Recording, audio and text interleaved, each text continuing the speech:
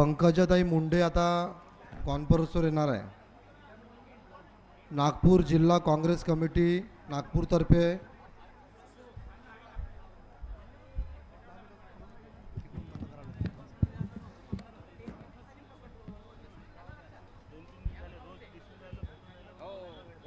Hello hello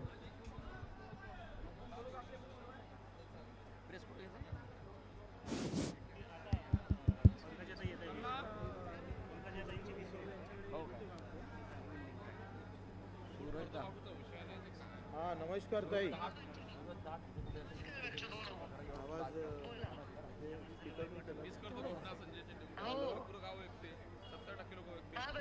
आवाज नाही येतो. हॅलो.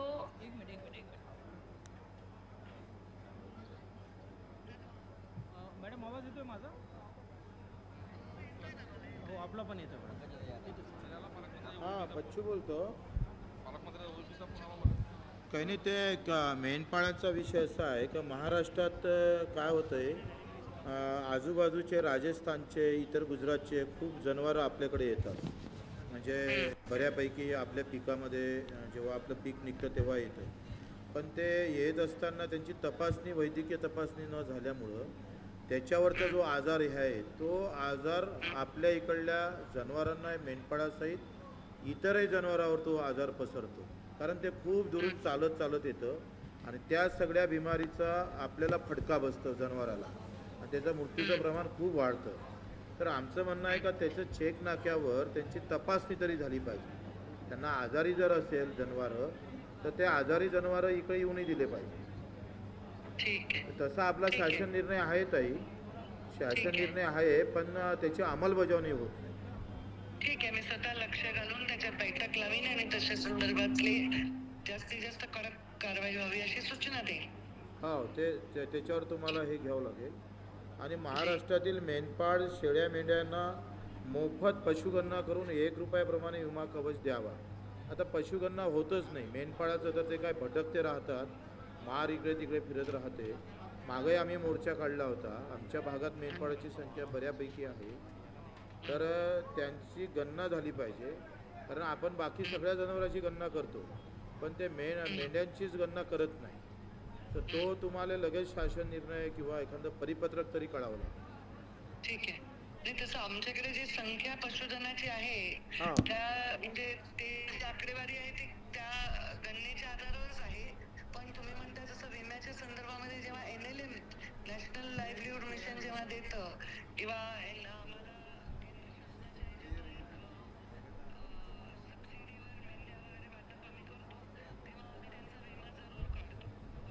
फक्त गणना झाली का नाही आता आवाज प्रयत्न करू.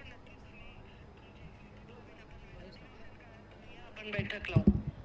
नाही, गणना आपण करण्याचं परिपत्रक काढता येईल का आपल्याला? गणना करण्याचं परिपत्रक करता येईल ना, पण गणना आता झाली नाही. आता झाली रेग्युलर आमची. नाही, मेंढपाळाची गणना होत नाही, ते शेतात असतं का नाही. कारण आपले सगळे जनावरं घरी असतं, गावात असतं. गावातल्या जनावरांची आपण सगळी गणना करतो. म्हणजे गावातल्या जनावरं जे जे येतात भटकतात ते त्यांची गणनेच्या संदर्भात. फक्त ठीक मेंढपाळ आहे, हे त्याच्या भटकत संदर्भात राहते ना, आपण त्याची गणना झाली पाहिजे. ठीक आहे, ठीक आहे, मी त्याची सूचना देईन नक्कीच. हो. हां, आणि त्यांचा विमा कवच देता येईल का तर पाहावं. एकतर विमा कवच द्यावा, नाहीतर मग त्यांना नुकसान भरपाई तरी दिली पाहिजे. ठीक आहे, ठीक आहे, जरूर. मी त्याच्यामध्ये लगेच एक बैठक लावते. आणि तुम्ही म्हटलात तर अधिवेशन काळात तुम्ही या, आपण बैठक लावू आणि सूचना जारी करू. आणि दुसरं असं आहे का, जे आकस्मिक एक झालं, आंतरजातीय सीमेवर पशुधन विभागाने तपासणी करावी हे झालं आहे. आणि महाराष्ट्रातील मेंढपाळ शेळ्या मेंढ्यांसाठी मोबाईल हॉस्पिटल म्हणजे 3 महिन्याच्या शेळ्या मेंढ्याची आरोग्याची तपासणी.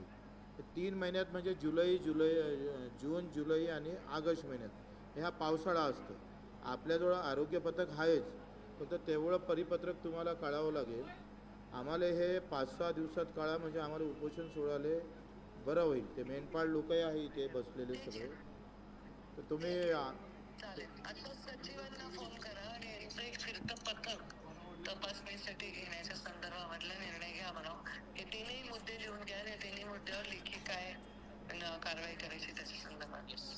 ठीक ठीक ठीक आहे. धन्यवाद.